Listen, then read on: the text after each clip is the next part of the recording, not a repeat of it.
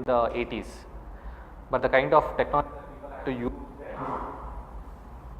right, wasn't really there. People had to invest in a significant amount of hardware to really have experience virtual everything. But given the advent of smartphones, virtual reality becomes a lot more feasible these days, right? Other thing is probably solar, right? Solar was complete uneconomical few years back. The advent of technology, there's a lot of things. So this is the way to really start looking at it, right? I'm not sharing ideas or things like that, but so you essentially start having those. You can't really have conversations without any structure, but you need to essentially start really looking at art in, right, that I talked about. Look at the problem, or look at the sector and bet on the sector, or try to replicate something that already exists, or look at something that is the demand that already exists, but have a phenomenal convenient solution that you are essentially trying to build. All right. All right, I think on that way, so apart from the Uber story, right, I think the best example is the WhatsApp story, right? Why did WhatsApp penetrate the Indian market so much compared to any other market? Simple, everyone wanted to have chat, right? Right, there was Yahoo Messenger, there was Google Hangout, Google Talk, there were Facebook Messenger, everything was there. Why did WhatsApp took the market and went? WhatsApp essentially, what WhatsApp did was, they didn't ask for the email ID. They just asked for phone number. India is one of those very few countries across the world where people are on the net without an email ID. That single insight gave them the entire market. Facebook Messenger, you need an email ID. Yahoo Messenger, you need an email ID. Google Talk, you need an email ID. WhatsApp Messenger, you don't need an email ID. Right? It started that way, and the network effect essentially took it away.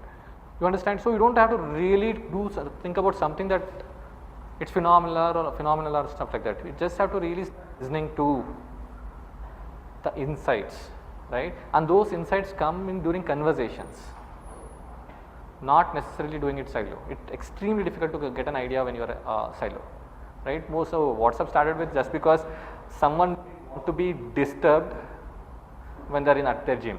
So WhatsApp started to essentially get the status message. I'm at the gym. That's how WhatsApp started, and once then people figured out that people are using to communicate with their families in other countries, right? And then the WhatsApp story essentially started with because phone number was what people wanted to really do, and it is even though it's a US company by a Russian. You guys understand how to really look at that ideas. You need to have conversations. You need to start essentially discussing things in this particular in a structured manner than essentially letting it loose. Otherwise, the conversations essentially don't go anywhere. You essentially have a lot of discussions, but those conversations doesn't really get anywhere, right? So let's say you're having those discussions and you essentially stumble upon something, right? That's a good idea, or whether it's the right idea, right? That's the next question, right? So let's say you did this exercise and you came up with a bunch of ideas, or probably one brilliant idea. How do you know that it's a great idea? You typically get to know that you'll never get to know it's a great idea, right? And that's the beauty of it, right? I don't know how many people here are married. Anyone married? Anyone with boyfriends? I mean, I can understand that. Because boyfriend, girlfriends and stuff like that. How would you know that he or she is the right person? Can you please understand? I'm married, I have a kid also. How would you know that he or she is the right person? Do you guys have a formula for that? But do you know that he or she is the right person? You essentially get a feeling and you just go with that, right? That's essentially what really happens when you're talking about an idea, right? You don't know whether it's a good idea or a bad idea, but at least you don't have to really commit too early as far as they are concerned. But when you're looking at the girlfriend,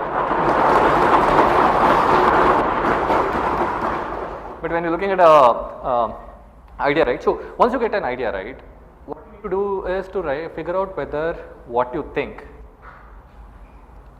is the idea is something that people really subscribe to, your customer base, be it a consumer startup or be it a consumer idea, or be it an enterprise idea and stuff like that, right? You need to essentially start engaging with the customers, right? So the moment we got an idea about Taxi for Sure, right, this is essentially what we need to do, right? What we did was simple thing, we did an online survey, right? Send it to all our friends, right? And almost all of them essentially told that they are also facing the same problem. Our survey was only about the problem, it was never about the solution. Our survey was only about the problem, that we are facing this problem. Are you guys also facing this problem? Right? Everyone said that, oh yes, they are also facing the same problem, and we were happy that everyone is facing the same problem. But we thought that is it skewed towards people like us who are B school graduates, who are probably consultants or BD guys and stuff like that. That's a very small market, right? So then what we did, we refined the question. Stood in front of airports in Delhi and Bangalore. Spoke to people getting in and getting out of the airport. They also said the same thing, that they are also facing the problem, right? Then we thought, okay, this is an interesting thing. But again, the doubt, no, of whether is it skewed towards only frequent flyers. Then what we did was, by this time we had a good questionnaire of 15 questions, 10 objective types and 5 explanation oriented questions. Had a bunch of stand in front of malls and speak to people. We gathered around 3000 responses or so. 92% of the people said that they are facing the problem. Then we thought that's amazing, right? And of all the people who essentially spent some time in filling out those explanation answers, no, we met them in person, some of them, showed the survey was only till about only the appraising them about the problem, just to ensure that whether they, so we never essentially shared the solution with anyone. We met people in person and we essentially showed the solution. People fell in love with the solution. That's when we decided to quit our jobs. Till then, no, we didn't quit when we tried. We didn't quit during ideation stage. We didn't quit when we got the idea. Only when the customers essentially loved the solution, that's when we decided to quit, right? And once your customers tell you that this is an amazing idea, that's when you get to know that there is something in, let's commit, right? So how many of you have got some annoying friends? Whatever that you do, they keep cross questioning, who are not extremely happy with whatever that you guys do, right? They're never happy, right? You need to have such kind of friends, because those are the ones who would essentially make you evaluate the idea in and out. So we had this bunch of annoying friends. Whatever work, this is not going to work, this is not going to work, this is not going to work. So we used to ask them why.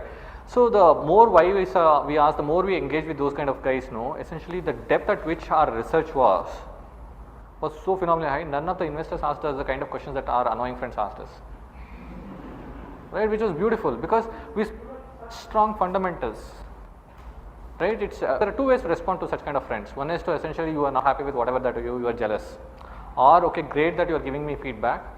So do work on that and get back to them and figure out what are the things, because those are the people who want to pull you down, right? And by virtue of that, they will ensure that you will never fall down, right? And you need to have friends of that kind. And once you have that, then so once you are there, essentially there, don't despise them, start loving them, because they are the ones who are going to help you. Otherwise, your good friends would essentially tell, your best friends or your good friends would essentially tell you something that you want to hear. That is not going to help you, because life is brutal, right? It's going to essentially come after you the way you won't really expect. So the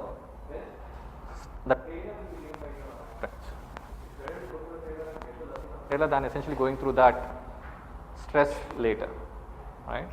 Essentially, so you need to do that consumer research. A B2C startup or an enterprise startup, you need to essentially go and talk to your customers or your potential set of customers. Without that, if you essentially product because you guys have a very strong background or you have a tech founder, co-founder like that, right? You are essentially building castles in the air. You don't really have a foundation. You need to have that foundation with the customers, because customers are going to give you money.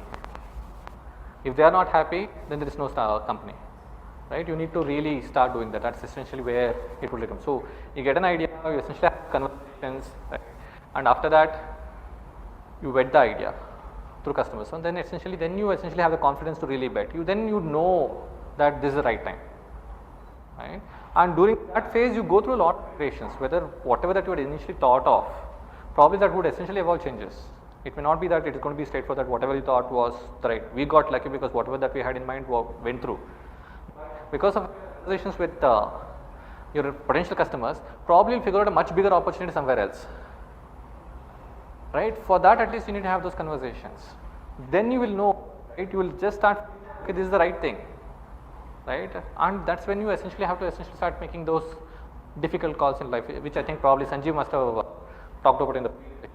That's the time you can have those difficult decisions that you need to really make, not before that. not at all before that, right. So that's essentially how the idea flow really works, right. Once you start making those decisions, right, it's not really easy. How much time would you give it? That's a question. How much time would you really give it for the idea to really work, right? Because there can be great ideas, but you might be too early